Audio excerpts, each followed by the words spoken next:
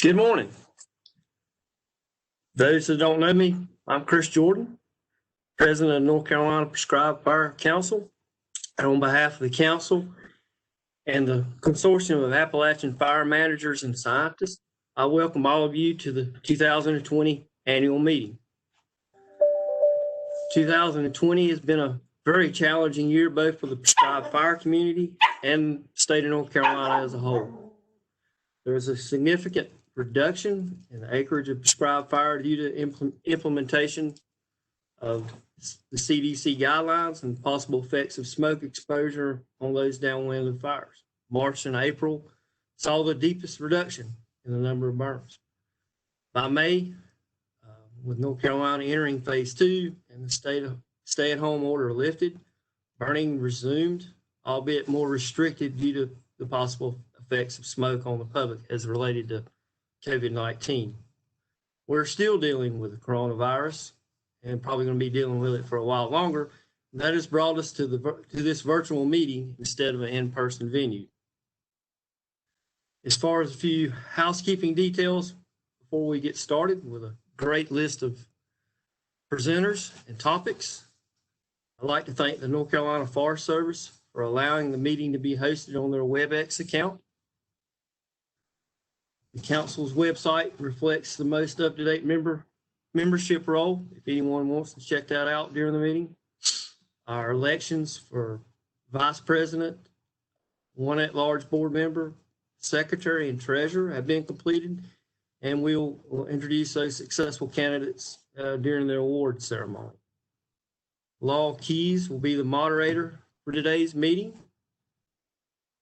We ask that you please use the chat box. Ask any questions. Law will then read them to the speaker and the group as a whole. There will be a Google document for those wishing to receive CFEs and an evaluation for everyone to fill out on their thoughts on today's meeting. With that, I will hand it over to Laura, and I thank y'all again for attending, your support for the Prescribed Fire Council and Prescribed Burning. Thanks, Chris. Just a few other quick housekeeping items. Please do keep yourself muted the entire time throughout the webinar so that we don't have any distracting noises while our presenters are trying to speak. I did put the agenda that was sent to you yesterday in the chat box. If you would like to view that throughout the presentation, that's available right there. We do have a 1-hour break built in for lunch from noon until 1 Eastern time. And we are going to try and keep to that agenda pretty closely. So if folks get done early, we'll just take a couple minutes break until the next presenter is scheduled to start. As you can see on the screen, for those of you able to see the screen, this webinar is being recorded and will be made available on the Consortium of Appalachian Fire Managers and Scientists website once we process that video.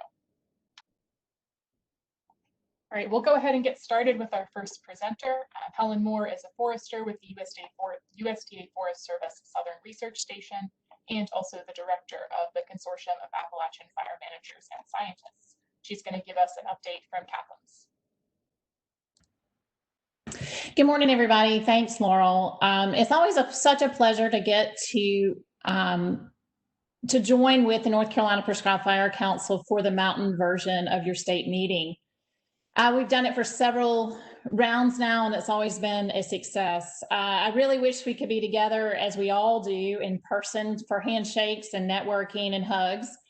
But we've worked really hard to put together a great agenda for today. I hope that you all will enjoy and learn from and be able to take some nuggets back into your part of North Carolina. I'm going to take a minute for those of you who aren't familiar with the Consortium of Appalachian Fire Managers and Scientists and share with you our mission. Those of you who know our mission, I apologize. But our mission is to facilitate a flow of information about fire science and research needs among managers and scientists across the Appalachian region. This is what the Fire Science Exchange Network looks like at the national level. We're funded by the Joint Fire Science Program, and we make up one of 15 of these networks that cover the entire United States, including Alaska and the Pacific Islands. So if you were in the eastern part of North Carolina, you would probably be more involved with the Southern Fire Exchange. They run a great program in the South, and of course, we stick to the mountain region that you see there in light green. We partner very often with those exchange networks around us for different events. And depending on where you are geographically, you may be involved with multiple of these exchange networks and what you do. So I want to let everyone know that right now the Joint Fire Science Program funding opportunity notices are open. These are open until September 30th, and they solicit proposals from folks all over the country, review these proposals, and then fund them. Normally they have this Graduate Research Innovation Grant Award for master's and PhD students, and they've opened that up again this year. The first topic is sources and distribution of human-caused ignitions and their relation to wildfire impacts. The next topic they are soliciting proposals for is reducing damages and losses to valued resources from wildfire. And then the last one is the Regional Science Exchange and Outreach. We all have to reapply for funding every 2 years. I'm pleased to say that CAFMS has just received funding for 2021 and 2022, but others will be submitting proposals to continue their work on with their science exchanges in different parts of the country. So quickly, I just want to give you a little bit of an overview on what the consortium has been working on and some things that we can hopefully provide to you. First is our photo guide for estimating fuel loading in the Southern Appalachian Mountains. We now have print copies of this, and many of you have requested these from me. If you haven't requested them, the last slide of my presentation today has all of my contact information. Please shoot me an email, and I'm happy to mail these out to you and your agency so that you can have this in hand. Today, our lead author on this publication, Adam Coates, will do a great presentation at 11 a.m. Kind of on how to use this guide. And there's a lot of excitement around it, and a lot of managers in the Appalachians have been asking for this for a long time. So we're pleased that it's complete and ready to go out. I just also want to remind you of the fire history publication that we have sponsored. This has been very, very popular, and offer up the same thing, that if you don't have a copy or you need more copies, please just shoot me an email and I'll drop some in the mail to you. Another thing that we've compiled this year is our 2019 Appalachian Fire Science publications. So the entire collection of about 25 publications can be found at the web address that you see there. So last year we had a lot of great presentations, and this link will take you to a location where they're all together, and then links to each publication individually. I got a lot of response from this, and folks saying, wow, 25, there's a lot more going on in the region than I realized. So as you all know, that we've had lots of changes this year due to COVID-19, and this is something we hope good that will come out of it. It's a collaboration with us and the Northern Research Station, the Oak Woodlands, the North Atlantic, and the Lake States Exchange Networks. And it's called Fueling Collaboration, and it's going to be a series of interactive panel discussions designed to encourage collaboration between managers and researchers. So across the bottom, we will kick it off with the first one there in November, pairing historical fire regimes with silvicultural practices. December, we'll be using fire seasonality to open the burn window. January, we'll be fire and climate change. In February, will be timber management and prescribed fire. Registration for this will officially open in September. So be on the lookout for emails and our newsletter, and also social media for links to sign up for this series. I just want to let everyone know that we have postponed our Southern Blue Ridge Treks event. The first one was in 2018, and it was a great success. And so much of a success, we decided let's do it again in 2020. But due to the nature of this event, close quarters at a camp in the mountains of South Carolina, it's just not going to be possible with COVID-19. So it's been postponed to October 25th to November 5th of 2021 in the same location as last time at the Table Rock Wesleyan Camp in Pickens, South Carolina, in the mountains of South Carolina. This is what the event looked like last time. There were 12 partner agencies from North and South Carolina, over 50 participants from 3 countries, 14 states, and 21 agencies. More than 20 professionals that were involved as trainers, presenters, and organizers, and 100% of the participants surveyed said they would take what they learned back to their home units. We only were able to do 3 controlled burns due to extremely wet 2 weeks, but we were able to construct 5.5 miles of fire breaks, which led to a lot more burning in the spring season. And then 154 training assignments within this Type 3 incident management framework were completed on 7 different agency lands in North and South Carolina.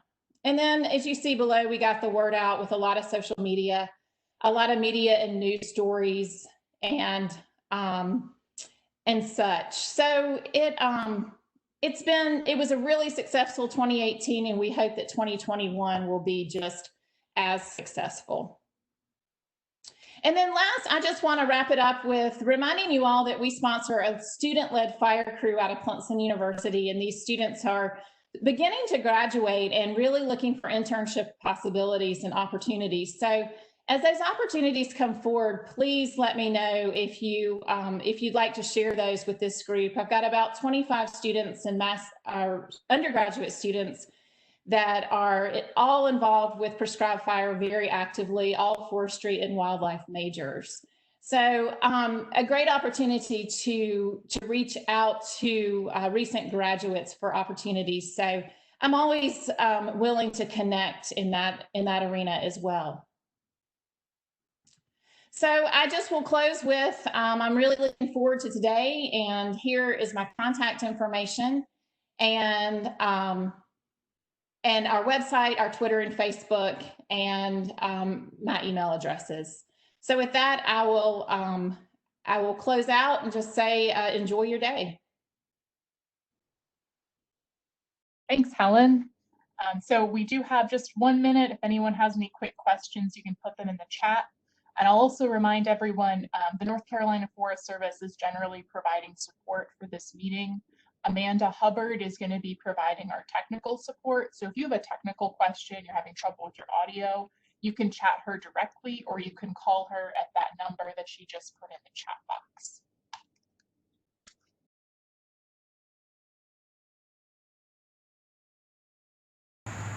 Hello, I'm David Lane with North Carolina Forest Service. I'm a state forester. I'd like to welcome everybody to this virtual meeting. At this time, I know you see me with a mask on. I'm going to take it off. I'm outside. I'm with the camera operator / director, Amanda. So I think we're in a good spot here. And I know it's taken a lot of effort and coordination to get this virtual meeting up and running. And I want to thank everybody that was involved in that. And the need for a virtual environment may have not been foreseen last year, but with COVID-19, things have changed. And most trainings and meetings now are being held virtually. And so that's one aspect that has impacted us. There's no question COVID-19 has impacted our accomplishments and what we've been able to do and how we've been able to do it. Prescribed burning is certainly one of them, and we're not the only ones. Other agencies in North Carolina and NGOs and other outside of North Carolina, federal agencies as well, have had to put a temporary hold on prescribed burning earlier, as we determine how we're gonna make sure our employees are safe and healthy as we continue our operations. So certainly we've continued our operations like a lot of other states and a lot of other folks have. And so the task we're facing now is how do we work with COVID-19 and the tools at hand. You know, there are many mitigation tools available. We just need to make sure we know what they are and how to apply them. And it all comes down to practicing social distancing and good hygiene as we continue with our task and providing our services to the public. Based on our North Carolina Forest Service prescribed smoke management program, we have seen a difference between over the last 2 years with the amount of acres that we have burned. When I say we, the forest community as a whole. You know, in FY19 and FY20, FY20 we've had fewer acres burned. Fiscal year 20, which is, again, I want to make sure everybody understands that's from July 1 through June 30th. So, and most of the burning was done for wildlife habitat and for hazard mitigation and fuel reduction. But for wildlife habitat, just under 15,000 acres were burned less last year than in 2019. And the same thing for hazard mitigation and fuel. About 10,000 acres were burned less. So again, there is that impact that COVID-19, we're having to shut down a little bit, and we've had a little bit of rain too. That's kind of impacted that. So, got my notes here. So I'm looking forward to continuing our prescribed burning program.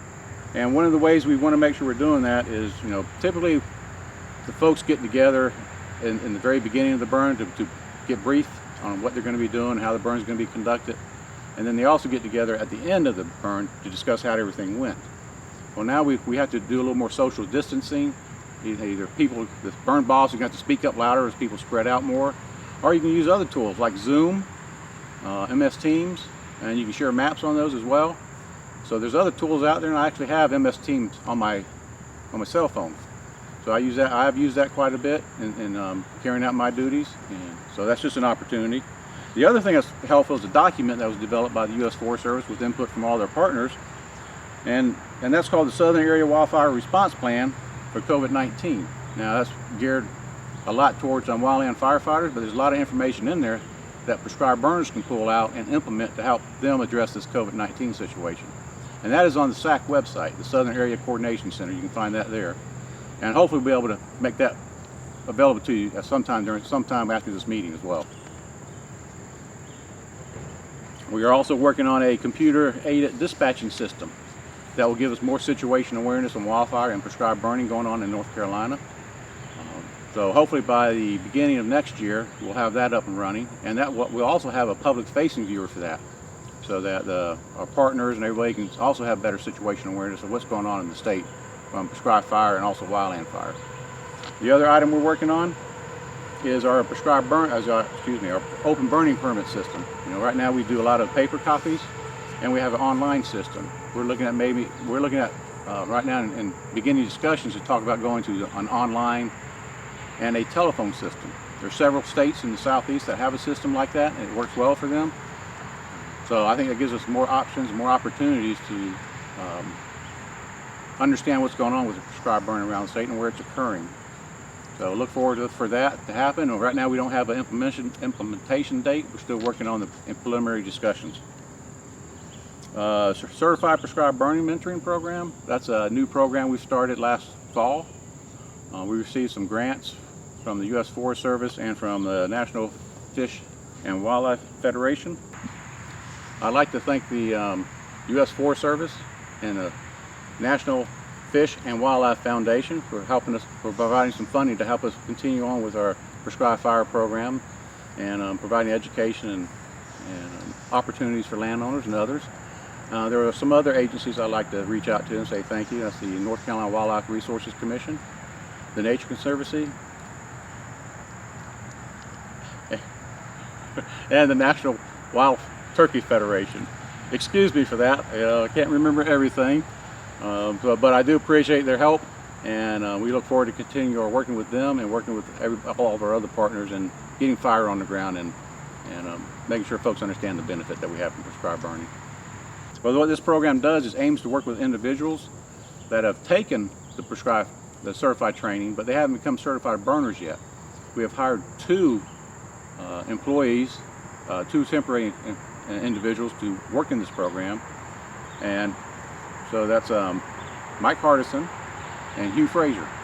They're both ex-employees or retired employees of the Forest Service, and between them they have decades and decades and decades and decades and decades and decades of experience of wildland firefighting, as well as putting fire on the ground for prescribed burning. They're very good guys, very knowledgeable. They're excited to share their knowledge to help other folks become more comfortable with prescribed burning, but understand the responsibility and the risk associated with prescribed burning. They've probably worked with about 45 participants so far, as well as they put in over 500 hours in working with that, as well as working with prescribed burn associations and burn areas. Now, we do have some burn trailers available as well for prescribed fire, and basically they're available in two parts of the state. Bladen Lakes area and the Rocky Mountain and Elizabeth City area. That would be our District 5 and District 7 area, and Bladen Lakes is in the District 8 area. Now they're available for landowners to use that are qualified and burning underneath the prescribed burning act. And we do have two contacts for those burning trailers if you're interested. Bladen Lakes area, Hugh Frazier is contact down there, and I have his phone number, 919-817-0546. Again, Hugh's number is 919-817-0546. And then for the eastern prescribed burn area, which is the D5 and D7 area again, is Seth Bogus. His number is 252-883-6466. That's 252-883-6466. So don't hesitate to call either of them if you think you may have an option or like to use the burn trailers, and they'll have some more discussions with you and try to facilitate that happening. Now, COVID-19 has caused us to cancel some of our training, and some of that training has been our certified burn training for landowners and consultants and others. So the spring and summer courses were canceled, but we're in the process right now of trying to develop some different methods of offering those courses and taking into account the COVID-19. So hopefully that will be coming out soon. The new U.S. Forest Service, we got a new U.S. United States Forest Service grant, similar to the one I mentioned earlier. And so some of the things we're talking about doing with that grant is developing a handbook for the Certified Burn Training Program that could be used sort of like a course training manual. And then we plan on doing some accompanying online video series with respect to that program, and some supplemental webinars for more advanced prescribed fire topics. And all the material will be hosted online and made available to students to help facilitate their learning. Well, again, I appreciate being here. I know this is a virtual meeting. A lot of stuff has been going on in everybody's lives, but prescribed fire is an important tool in North Carolina, and we need to continue to apply that. And we'll continue to make changes as we learn more about COVID-19. But the underlying thing we need to worry about is the safety of and health of our employees, and also of everybody else that we're dealing with out there. So again, I appreciate what everybody's doing, appreciate all of our partners, and I look forward to more discussions on prescribed fire and how we can continue to advance its practice in North Carolina. So, thank you. Now I'll turn it over to Marky Butcher with the Nature Conservancy to talk about the Southern Blue Ridge Fire Learning Network and what they have been up to. Thank you for inviting me to speak today. Can you hear me clearly? Yep, you're all good. All right, great. So my name is Margit Bucher, fire manager for the Nature Conservancy. I've been involved with the council for a bit, and I'm co-leading the network together with Beth Buchanan with U.S. Forest Service Region 8 Fire Ecologists. Quick background, Fire Learning Network is an effort between the Nature Conservancy and Department of Interior agencies. We've started in 2002, and we've engaged since then 166 landscapes or projects. On the screen, you see the currently active projects, which includes the Southern Blue Ridge. And we're overlapping with two efforts. One is the Fire Learning Network that focuses on restoring resilient forests and landscapes that are fire dependent, as well as engaging communities with the fire adapted community network. So in the Southern Blue Ridge, our focus is pine and oak pine forests. As the fire-mediated ecosystems, we've learned about the role of fire from dendrochronologists who applied studies of recording fires in tree rings, and that started in the mid-1990s in Virginia. Henry Gracino Meyer, as well as Charles Lafon, were sort of the pioneers of this work, and these studies have expanded across the Appalachian. So from that, we know that fires burn fairly frequently, so from somewhere between every 2 to 3 to 5 to 6 years more typically, but also depending on location, a little bit less frequently. We've used this information and sought funding from Fire Learning Network as well as Landfire to work with local ecologists who had developed techniques to map the highly diverse and complicated vegetation in the southern Appalachians. And from that, we learned that about 60 to 80% of the areas that are managed by public landowners within project areas support pine and oak forests that are mediated by fire. So we have engaged mostly, we focused on public landowners in the Appalachians, so that includes the standard U.S. Forest Service, National Park Service, but also state game lands, state parks, and some local land trusts across the region. We're working in place-based areas, so those are projects. We have project teams. Those project teams have taken that vegetation map and looked at where they currently are burning, where they would like to be burning based on vegetation, based on feasibility, based on the need of reducing risk to communities that could be threatened by fires. So we've identified within the approximately 3 million acre project area, and about 1.5 million acres are managed by the landowners that are participating and land managers that are participating in the network.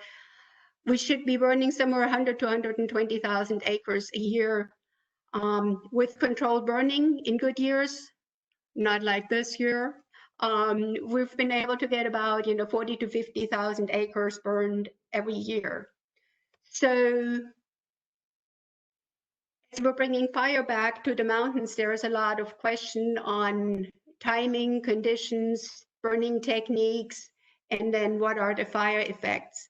So we're sharing information that we're learning from a science perspective, and it's been absolutely fantastic to be able to partner with CAFMS and Helen Moore and bringing landowners together and hearing about fire effects and learning on how we are applying fire and what the outcome of that is. So we have an annual, normally a 3-day workshop. We had to postpone this year, where we have 2 days indoor meetings and then 1 outdoor field trip where we're actually kicking the ground and looking at fire effects. We've been able to partner with Western Carolina University as well as Virginia Tech. Adam Coates is a key partner who's going to be speaking later, and Don Hagan at Clemson, who's a great partner with Helen Moore, to establish a network of monitoring plots. And we have an analysis coming out that is actually going to look at 3 fire return intervals, pre and post burn, and hopefully we can share some of that study later in the year. So we're trying to scale up burning. Clearly, we need to have increased capacity and increased funding. We have two of our project areas that have been successful in seeking additional funding from the Collaborative Forest Landscape Restoration Act, as well as Joint Chiefs.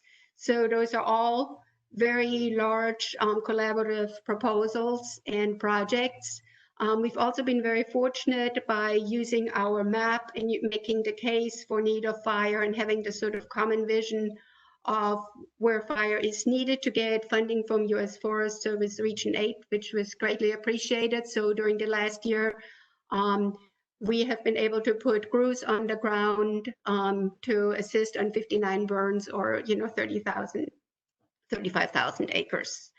There's a really exciting project. Helen touched on that, the Fire Tigers. So the Fire Tigers are not just only learning how to do burning, but they often are engaged in monitoring the fire effects in our plot network. So I think this is a really exciting connection of application and research where students are engaged. So we're working on public lands, and particularly with the 2016 fires, fire effects have been very visible on the landscape, and as we're putting up smoke people see that. And we felt like it's really important to communicate about fire effects.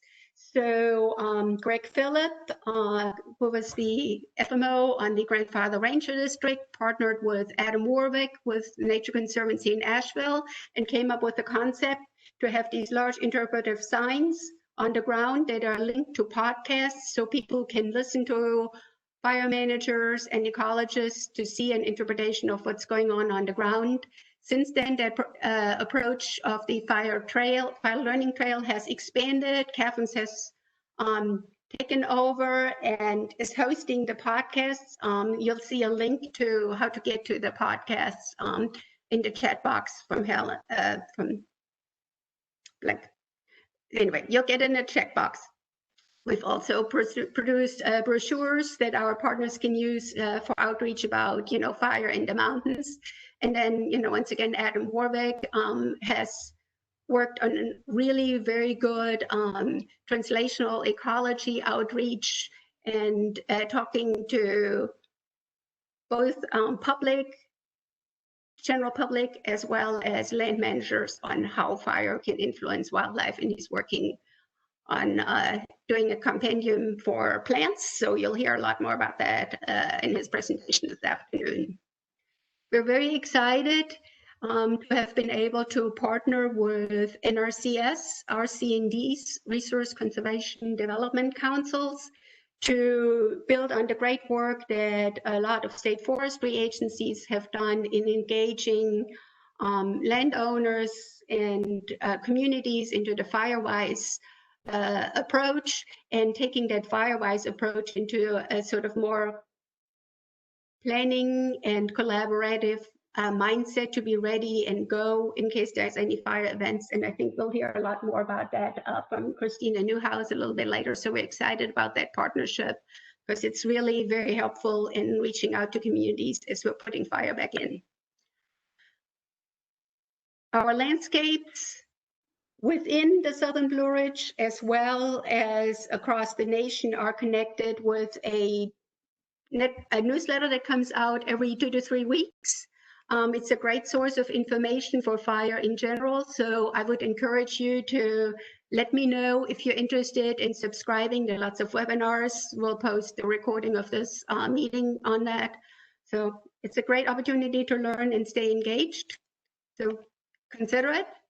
If you're interested in working with us, shoot me an email and I'll connect you with one of our local teams. If you're living in the mountain, we always welcome additional partners.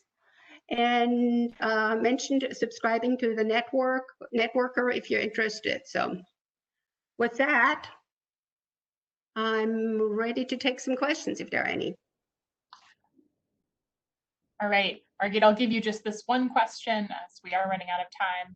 So have the fire tigers, in reviewing fire effects, examined the fire danger rating and how well it reflects burning conditions and fuel consumption?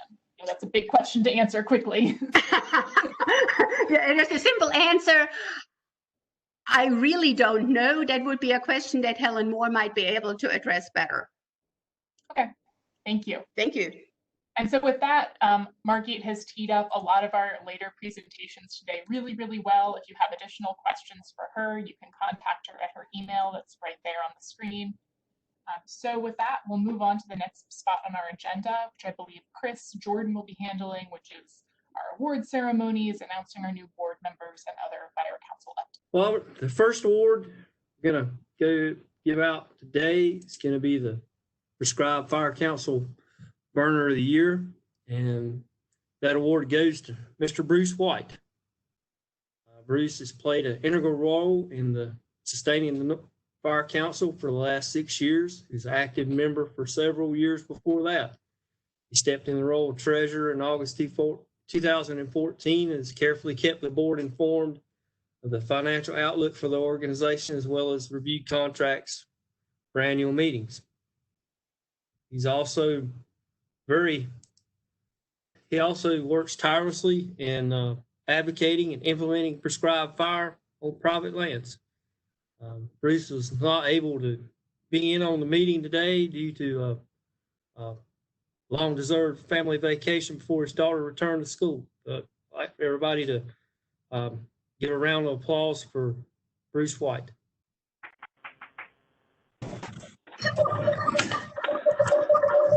With that, while I'm still sharing my picture of the fire, I'm going to give out the Wildlife Commission Award of Excellence for implementation and advocacy of prescribed fire. That goes to Mr. Greg Queen of our Troy Depot. I can get to his narrative. Greg is responsible for wildlife management, prescribed burning on game land stretching from Davie County to southern Richmond County. He's been with the commission about 14 years. He and I started on the same day.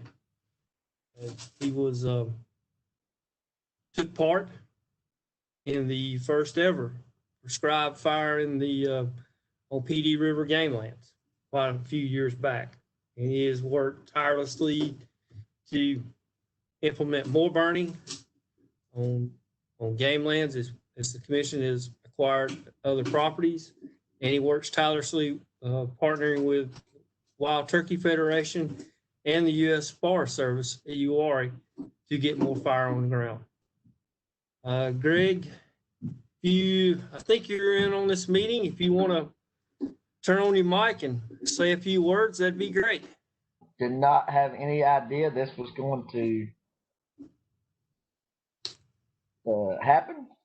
Thanks. Definitely prescribed fire is an integral part of what we were trying to do on the game lands. It's definitely been neat to see starting from scratch and working our way up to growing season burns on some of these tracks. Look forward to continuing moving forward. Thank you very much. Thanks, Greg. And with that, I'm gonna try to figure out how to stop sharing and turn it over to somebody from the North Carolina Forest Service for their burner of the year. Everybody here, we got everybody on for the most part. We even got Pam way down there in Texas, so hope she's doing well way down there. So I'm glad we can get everybody together, see everybody's smiling face this morning. We do have a few guests this morning, and we'll introduce them in a few minutes. But like normal, we're going to start off with our awards presentations, certificates, things like that. So go ahead and turn it over to our state forester, David Lane, and he's going to make a few announcements for us, okay? I'm glad to be here. It's always good to get out, and I'm doing something different this year with our presentation. A lot of virtual meetings are going on, and actually we're here for his special presentation today, this morning, and that is to present the State Forester's Prescribed Fire Burning Award for last fiscal year. We received quite a few nominations. They're always good to get those nominations. We always look forward to them. And myself, the two assistant state foresters, Sean Brogan and Greg Hicks, we sit down, we review them, and based on that, we try to figure out who we think is going to be the recipient of the award. So for last fiscal year, the recipient of the award is somebody in this room. That's Brian Singleton. So, Brian, congratulations. Thank you. Congratulations. We'll do the presentation, actual presentation a little bit later. I want to give Jennifer and Kenny an opportunity to say a few words as to why they nominated you, and then we'll go into the presentation process. Okay. Well, Brian, no doubt, it's no secret, it's District 11. First of all, congratulations. Thank you. For being this year's Prescribed Burner Award, or your Burner of the Year Award. No secret to D11, this is well deserved and probably very long overdue. But we all know in District 11, Brian is a team player. He's hardworking, he's knowledgeable, he's dependable, and he really says no. You're very proactive, you strive for excellence, to do the right thing, and most of all, you look for opportunities to help others, to teach others, and to train everybody here in the district. Castle County is a small rural county, but it's very active, and you've helped to create and maintain a very active, very dynamic, very well-rounded program in Castle County. And with the prescribed burning being only one priority of many priorities in the county, We all know that that's the priority you would rather do. You would love to burn, you would love to talk about prescribed burning. And whether that's talking with landowners individually on their property, or whether that's the Castle County Landowners Association group, or the prescribed burn meeting that you put together this year for, what, 4 counties almost is what you have there. So, but you look for opportunities to burn, you plan ahead to get the track prepped for burning, and you have everything ready to go when the weather best presents itself. So, no doubt, congratulations, Brian. It's well deserved, and we're glad we finally get to recognize some of those efforts that you're doing. And no doubt, it takes a team of people, as you see on the screen, a district full of folks, to help get prescribed burning done. And these are your peers out there that are helping you. But it takes somebody to take the lead to promote the program and to get everything lined up and make it roll. So congratulations. And thank you. The only thing I'd like to say is it was not a me effort. It's definitely us. It's a lot of folks have helped, whether you come drug and drip tours or Kenny approving plans and helping through all that process, to every operator out there to help put in fire lines and run leak blowers. It's a group effort. You know, it ain't just me. Yep. And Kenny? Yeah. So just like Brian was saying and Jennifer was saying, it's a group effort. But most of us here in this meeting have benefited from Brian's effort. You know, how many times has he called for multiple FFEOs to put in fire lines and use this as a training experience? Brian will get in touch with me and say, hey, I've got a track to do. Send me a couple operators and send me some heavy equipment boss trainees. So all of us in this room have benefited from that. You lead by example, you know, teaching the new FFEOs, and again, just taking that opportunity to get heavy equipment boss stuff signed off on. From start to finish, you know, as the Forest Service, our client is the citizens and landowners of North Carolina. And the folks in Castle County, you know, definitely get a quality product that's delivered from you, from the county staff that's out here. That's how our product gets to our clients. And a fantastic job of it. Again, lead by example, and we appreciate all you do. Thank you. Well, I appreciate it. Formal presentation. And Brian, Kenny, who's the district ranger here in District 11, and Jennifer is the district forester. You know, they felt strong about nominating you for this award, and certainly well deserving. And we get a lot of good nominations submitted. You know, I appreciate the fact that you work with landowners a lot, you talk to them, you try to educate them on prescribed burning and the benefits of it. And I guess I will challenge you, the next step is to see if we can work with, not only in your county, but with some surrounding counties, and maybe develop a prescribed burning association or area, where we put more focusing on prescribed burning. So we have a few of those in the state already. So I would say don't hesitate to speak out to those district foresters and district rangers that already have those established in those areas and the benefits that they receive from those as well. So we want to work with our landowners to get them more comfortable, but also understand the responsibility they have when they put fire on the ground. So Brian, this is your award. I'm arm length it to you. Okay, that'll work. And with the situation we're dealing with, so congratulations. Thank you. You're welcome. And we have a couple of certificates, one certificate for you, and actually we got one for the district office. And so you can, we can put in a frame on it because we don't know what kind of frame you like. We want you to be able to figure out what frame you're going to put it in, hopefully. And so that's your certificate as well. Thank you. You're welcome, sir. And we've got one for the district office if you want to frame it and put it in your district. I don't think, Kenny's the past recipient. I don't think we gave one at the time to the district office as well. I think so. So we can get another one printed out for Kenny, and I can sign it. We'll get it back here as well. What I want to do is open it up for any comments you may have, in addition to the ones you've already made. Yeah, again, my deal is it's a group effort. It's not just me. It's never been me. It's everybody out there, especially in this district, that has helped to come and spend long days and nights even burning in Caswell. I appreciate it, and I'm always there if you need it. Thank you. Again, we're doing this virtually for a variety of reasons. Of course, COVID-19 is the primary reason. But we also wanted to make sure we had an opportunity to present this in the district where Brian works and in front of his peers and his co-workers. So this is also going to be shown at the Prescribed Fire Council meeting coming up next week. So, you know, we have a lot of good folks working in the Forest Service, and we have a lot of good partners working with us, and we work with them. And that's what it takes to make sure we can get all this work done, is working together. And I do greatly appreciate everything our employees are doing.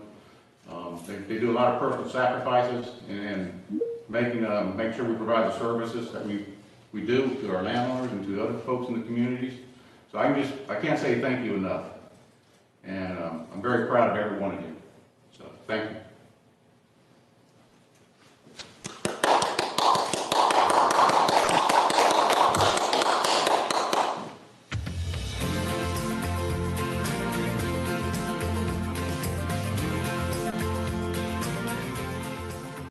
Thanks, David. That was, and folks of the Forest Service that made that happen. That was a great presentation.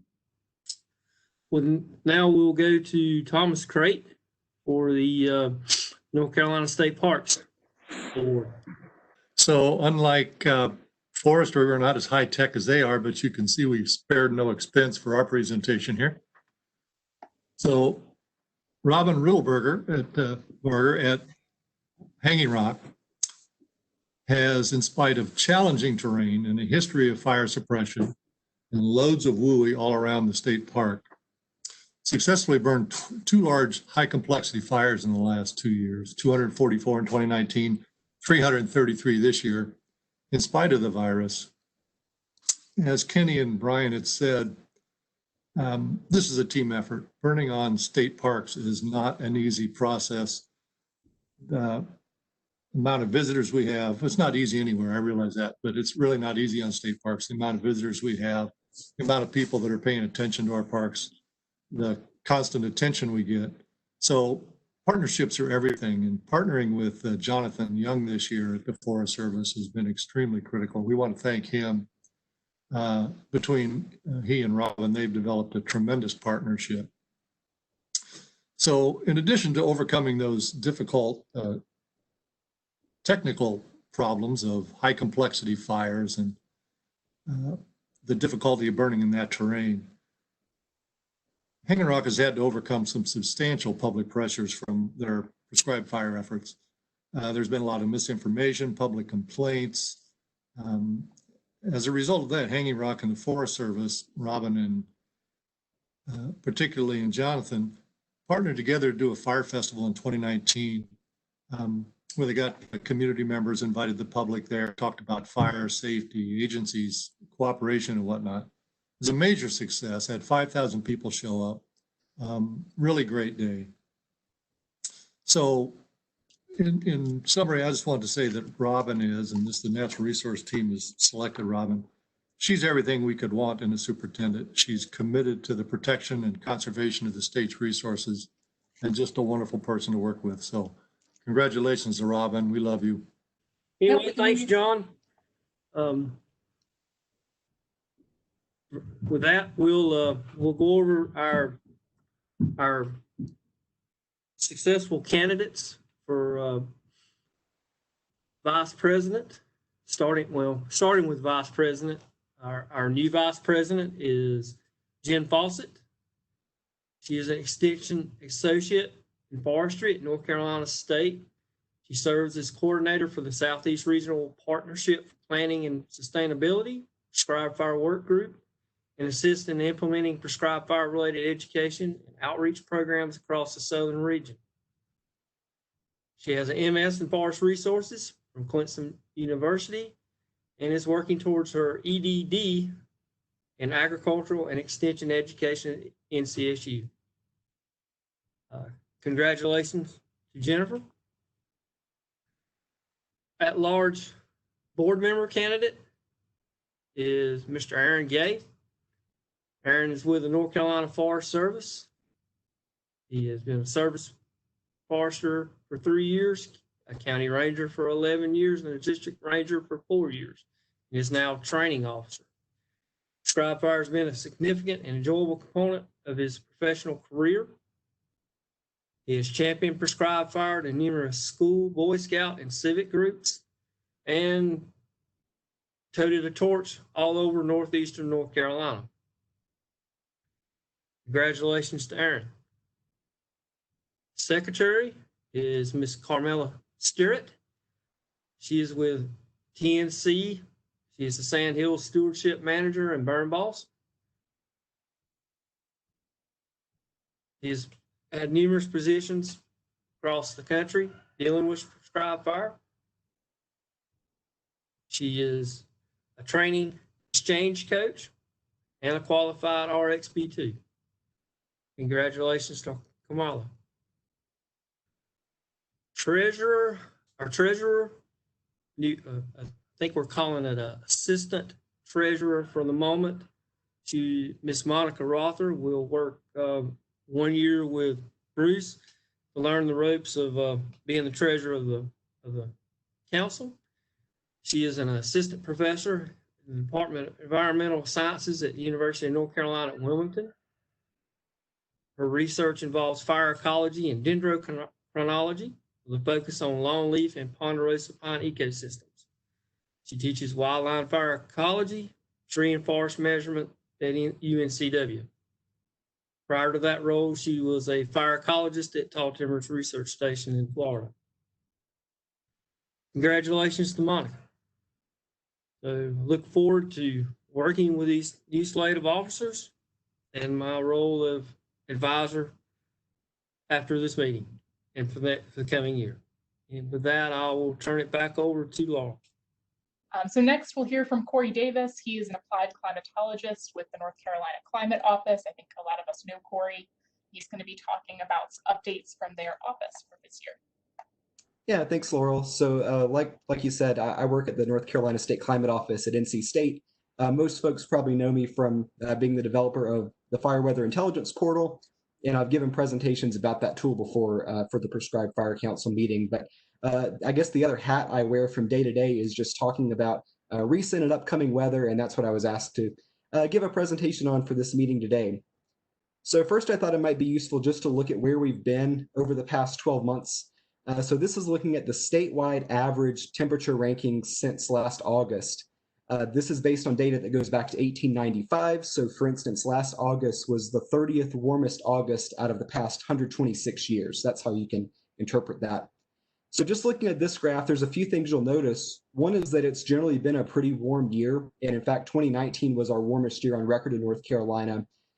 The other is that the months that have been warm have been very warm, generally top 5, top 10, top 20 warmest. You think back to the end of last summer, early last fall, we had some really warm weather in September, carried over into October, where we still had high temperatures getting up to upper 90s, near 100 degrees in early October. That pattern finally slacked off in November, and we were a little bit cooler than normal, but then that warmer pattern kicked in again for the winter. Really, it stuck around through March, and then we had another pattern change in the spring. We went from having large-scale ridging in the jet stream or high pressure over the southeast, keeping us warmer, to having troughing in the jet stream, so that was bringing in more cooler air and some more regular storm systems. So April, May, and June were all a little bit cooler. And then when we got into July, we got back into that warmer pattern once again. I'll throw the precipitation rankings up here now, and again, you'll notice that it's been overall a pretty wet year, but there have been some dry months mixed in. And this chart can actually be a little bit misleading because precipitation generally isn't quite as consistent across the state as temperature. Last September, you may remember the western part of the state was very dry. There were some places around the Charlotte area that saw almost no precip at all for the entire month. But the reason it doesn't show as being that dry in this ranking is because Hurricane Dorian hit the coast that month and brought quite a bit of rainfall there. So it sort of averaged out to being only a little bit drier than normal. But again, there were some very dry spots last September, early October, and we did get into a fairly severe drought over the course of just a few weeks. But again, we did get back in a drier pattern last fall that carried through the winter, and we just had a few drier months since then, most recently just in July. The rainfall was a little bit more spotty, so most of the state really wasn't all that wet. In terms of what the current large-scale weather pattern looks like, the purple arrow here shows roughly the position of the jet stream. It's been pretty far north.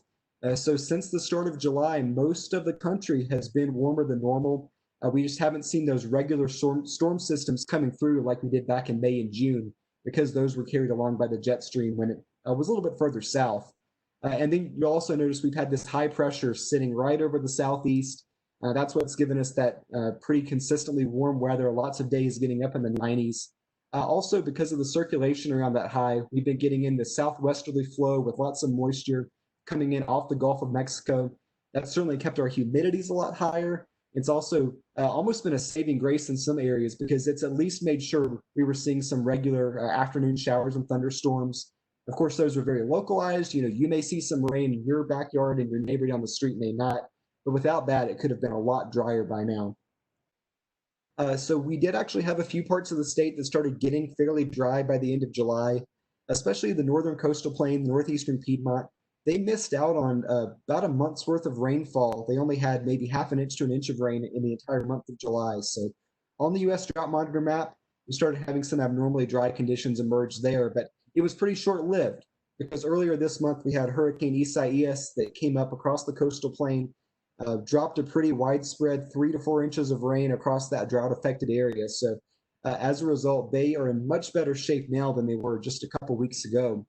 And I'll show what some of those main drought indicators were that were showing that dryness. So late July, the topsoil, the upper levels of the soil were getting really dry in the central and northern coastal plain.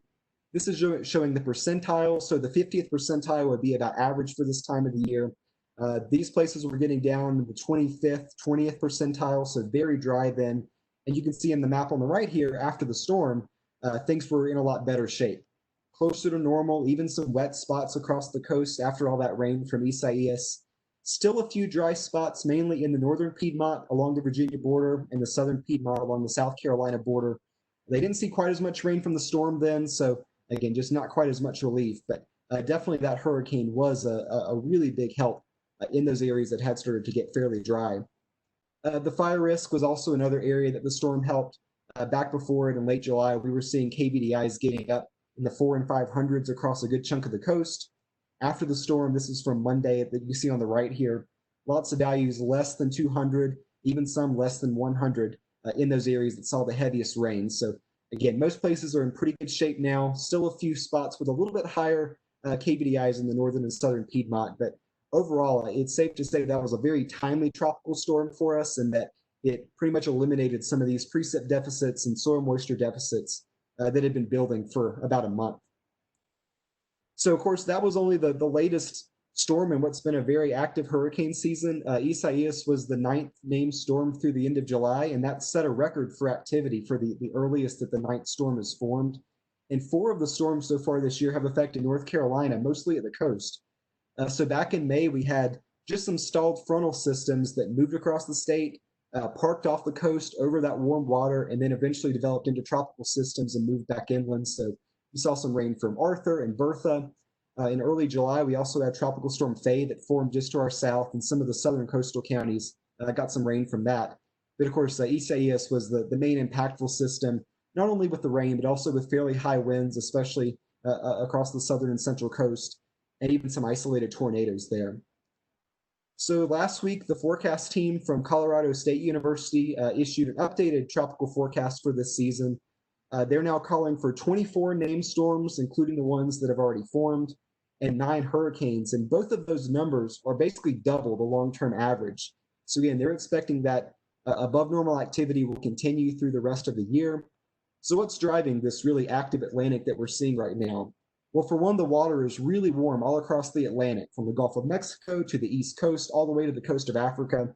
Sea surface temperatures are generally a degree or two above normal in these areas, so that's just giving these storms, as they're moving off Africa, extra energy in the form of that oceanic heat content. So again, that doesn't look like it'll change for the rest of the year. That is a pretty permanent pattern that we've really been in for the past two decades or so. It's a warm phase in the Atlantic right now. Also, we're seeing atmospheric conditions are very favorable. So wind shear, which is just changing in wind speed or wind direction as you go up in the atmosphere, it's been very low across the Atlantic recently. Anywhere you're getting into these yellow and oranges, that's pretty high upper level winds. That'd be pretty high wind shear. So that might tear a storm apart. But you see basically from the coast of Africa all the way to the Caribbean and even up to the East Coast, wind shear is very low at the moment. So again, just more favorable conditions for those developing storms. We're also seeing lots of moisture in the atmosphere. You know, when you think about North Africa, you think about the Sahara Desert. And a couple months ago, we did have that Sahara dust cloud that got carried by the upper level winds from the Sahara, even to the East Coast. We had a couple pretty hazy days here in North Carolina from that. But since then, we've actually had a lot more moisture coming in just south of the Sahara. And you can see this real bullseye of relative humidities just off the coast of Africa. Lots of moisture being pulled in from the Atlantic and again from those disturbances moving across the continent there. So we've had a lot of really moist air. Again, it's those developing storms are able to use as fuel. So that's why we're seeing a lot of activity and expect that to continue. Now, another pattern we usually look at is ENSO. This is the El Nino Southern Oscillation, which just describes the changes in sea surface temperatures along the equator in the Pacific Ocean. ENSO has a warm phase, which is called El Nino, and a cool phase called La Nina. And you can see really since the middle of March, we've had this finger of cooler water pooling up at the surface of the Pacific. So that definitely looks like we're getting more into a La Nina pattern. In terms of what the forecast are showing for that, each of the lines here represents a different climate model forecast going off months into the future. Right now, we're just in this cool neutral range. We haven't quite met that half a degree below normal threshold to be in a La Nina, but we're getting close. And a lot of the forecast models are showing us either holding steady there or moving into this weak La Nina territory as we head into the fall and even into the winter. There are some models that show it warming up a little bit, maybe back toward warm neutral, and some that show it getting into a little bit stronger La Nina. But at the moment, it looks like probably this current pattern of cool neutral or weak La Nina is likely. And if you've ever seen me show a slide like this on a presentation before, you know what's coming next. I always throw a big brick wall over it because this time of the year, we're in this summertime predictability barrier with ENSO, where the conditions are evolving the most rapidly during the summer now. So it's really tough to say exactly what the fall or winter pattern will look like until we see how things look maybe a month or two from now. So again, don't take this in stone, but know that at least that's the direction things are heading right now. So what does La Nina mean, especially if we were to get into a La Nina for the winter? Well, like I said, it's usually characterized by having this cool water near the ocean surface in the Pacific. That cool water will cool the air above it. And when you think about the air that's over the North Pole, well, it's also pretty cool. So that's a pretty small temperature difference between the equator and the North Pole. Well, the jet streams get their strength from really big temperature differences between the equator and the poles. So during a La Nina event, the jet streams tend to be a little bit weaker. That means they also tend to be a little bit wavier. They don't tend to really stay in the same spot. And often we can see the jet streams displace northward in a La Nina winter. So that's what this map is sort of showing, having these jet streams generally entering the Pacific Northwest, where they tend to be a little bit wetter, then generally staying to our north. So La Nina winters can be wet over the Ohio Valley and the Great Lakes, but without seeing the jet streams bring along those regular storm systems further south, it tends to be a little bit warmer and drier across the southeast, including here in North Carolina. So with that said, what might we see if this La Nina continues to develop? Well, for one, like I said, jet streams tend to be weaker. That means weaker upper level winds and lower wind shear, even across the Atlantic. So that's another reason why we're expecting that increased amount of tropical activity heading on into the fall. Also, La Nina winters tend to be a little bit warmer in the southeast, but even some La Nina falls can be warmer. And also just thinking about how our weather pattern has been for the past month and a half, it's also been fairly warm with a similar jet stream pattern. So that makes us think that warmer weather is probably more likely for this fall and then going into the winter. One thing to note, though, is that with the pattern we're in now, we're still pulling in a lot of moisture from the south. So if it stays that way, we could have pretty high humidities continue a little bit deeper into the fall than we're used to seeing. So that could potentially present more opportunities for prescribed burning as long as conditions don't get too dry. We may have lower winds as well if we're not seeing these storm systems coming through. So again, possible opportunities there. And the big question, of course, is precipitation. Will it be wet or dry? Well, right now, we really don't know for the fall. Again, looking ahead to the winter, drier weather may be more likely then if this La Nina takes shape. But for the fall, it's tough to say. There's sort of a balance between when these La Nina impacts could take hold, and also knowing that tropical activity was probably going to be a little bit higher, where we might get some rain from those systems that could actually make us wetter. So a lot of uncertainty about the fall weather. And looking at the National Weather Service Climate Prediction Center's fall outlook, it is showing generally warm weather likely to continue, especially across most of the continental United States. Again, with the jet stream pattern we've had staying pretty far to the north, it will take a pretty big pattern change to flip that around. And then the precip outlook is different. It's sort of a balance between those La Nina impacts where we would expect drier conditions, especially across the southern tier of the U.S., and you sort of see that out to our west, versus the likely increased tropical activity where it may be a little bit wetter, and you see that sort of to our south over Florida. But for North Carolina, we're in this EC range. That means equal chances of above, below, or near normal precipitation. So like I say, sometimes your guess is as good as mine for that. But that's all I had for the weather updates. So here's my email address. If you have questions about this or about the fire weather portal or any of the work we're doing at the climate office, feel free to get in touch. Thanks, Corey. I'll ask just one quick question that came through the chat. This is from Gary.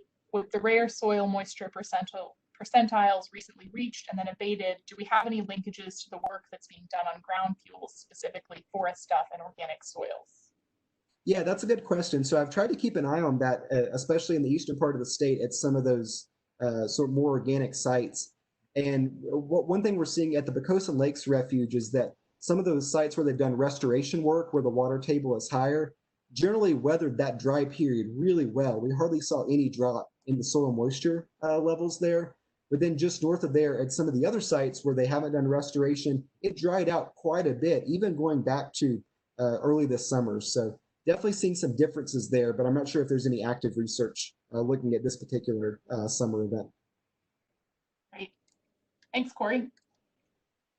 In the meantime, I'll turn it over to Thomas and also just let everyone know that once we are done with all of the presentations, I will be putting the CFE form in the chat box. So if you're looking for that, that will be posted right at the end. Thomas, it's all you. All right. Well, thank you, everybody. So the torch has been passed off to me virtually. I think Chris still has it in his basement right now, but I'll hold it up right now. So first off, I want to thank a lot of people. So I would like to thank Carla, Joe, and Lisa for their service to the Prescribed Fire Council. I'd like to welcome our newest members to the board. Jen as our incoming vice president. We got Monica, Carmela, and Aaron. We're definitely looking forward to the year ahead. I would like to thank Helen and everyone with CAFMs, making this a successful meeting. I would like to thank the North Carolina Forest Service for hosting us on their WebEx platform. Thank you, Amanda. You have done a tremendous job today. I can't thank you enough. Thank you to all the speakers for taking the time out of your day to present to us. We had a very good schedule, I think. I think the presenters did everything that we wanted them to do, and I'm happy with that. Thank you to all the members of the North Carolina Prescribed Fire Council for joining us virtually. I know it's a lot more fun when we can meet in person and have conversations and happy hours. But right now, this is pretty much what we're faced with right now. Thank you for your continued use of Prescribed Fire as a resource management tool.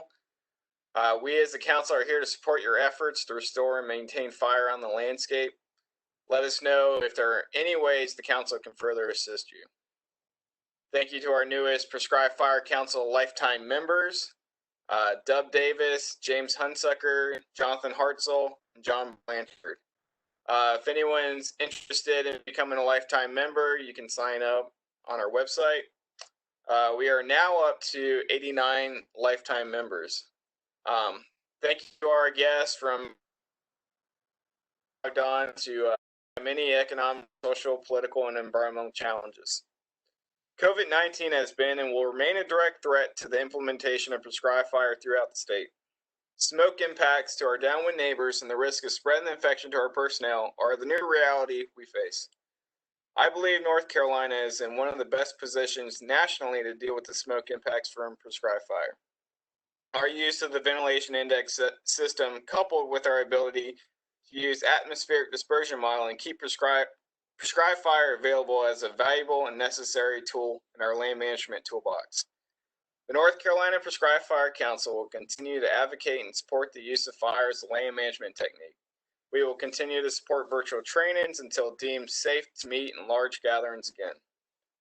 We will overcome the challenges of 2020 as a community of fire practitioners, and the Prescribed Fire Council will continue to focus on our mission to promote public education about the benefits of prescribed fire, advocate for the ability to use prescribed fire as a land management tool now and into the future, increase expertise in prescribed fire by sharing technical and biological information, promote safety, training, and research in the art and science of prescribed fire, and review prescribed fire practices, regulations, and policies, and suggest improvements.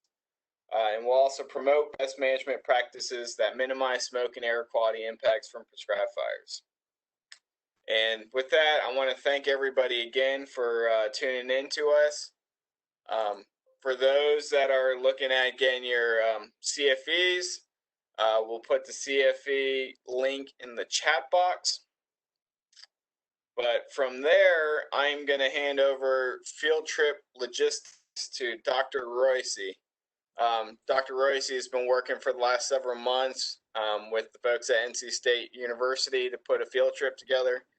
I wish we could all be in the field right now looking at fire effects and different sites, but right now our option was to go virtual with that as well. So, Dr. Royce?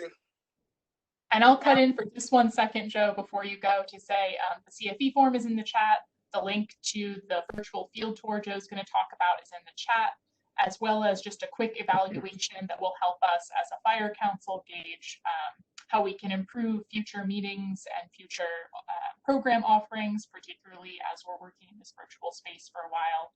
So if you don't mind taking it's a less than 5-minute survey, that would really help us out in terms of helping you. Joe, it's all yours.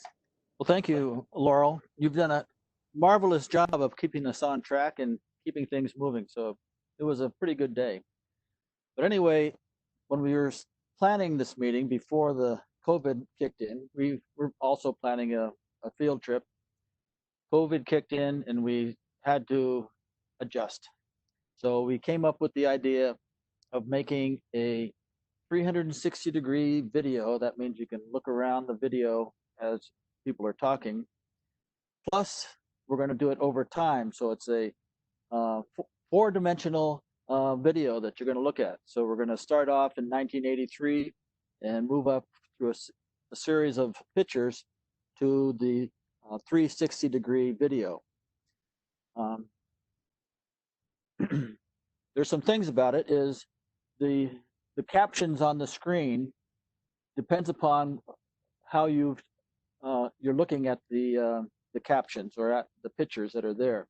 So sometimes there's a caption there and you might be looking, you had turned around, you're looking at the back and seeing what's going on behind you, and the caption will be actually in front of you. So we have the captions come up in the same place all the time, but sometimes you're looking at a different thing.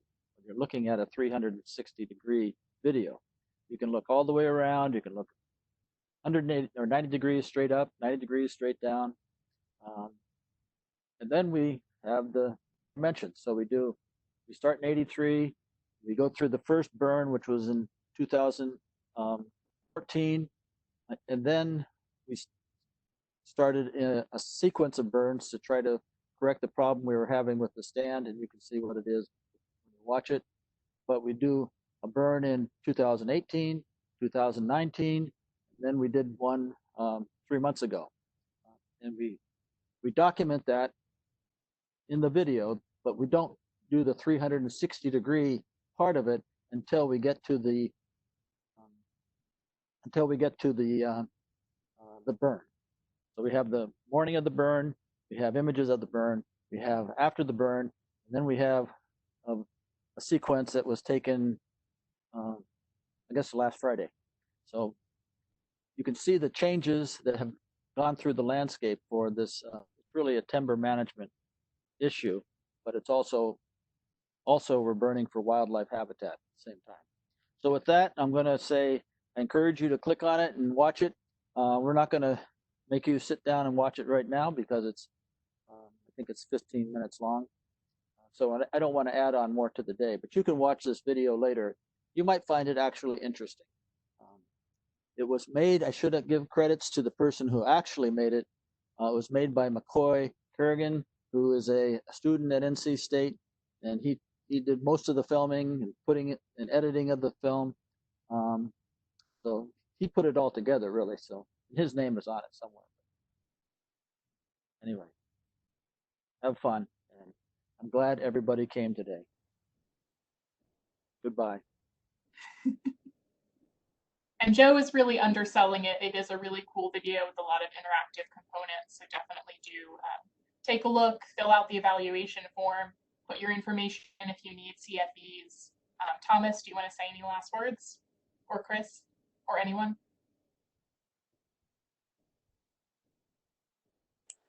Yeah, thanks again to folks at CAFMS. I definitely want to open it up for Helen. Helen, do you want to say a couple things before we sign off? Just that today was a pleasure, as always, working with the North Carolina Prescribed Fire Council, and we will take today's recording and split it up by presentation and have that ready on our website in a week or two. Once we've got all that ready to go with the links, we'll push it out to everybody so that if somebody missed something, you can definitely find it on our website. And I just wish everybody well and can't wait until we can meet and see each other again in person.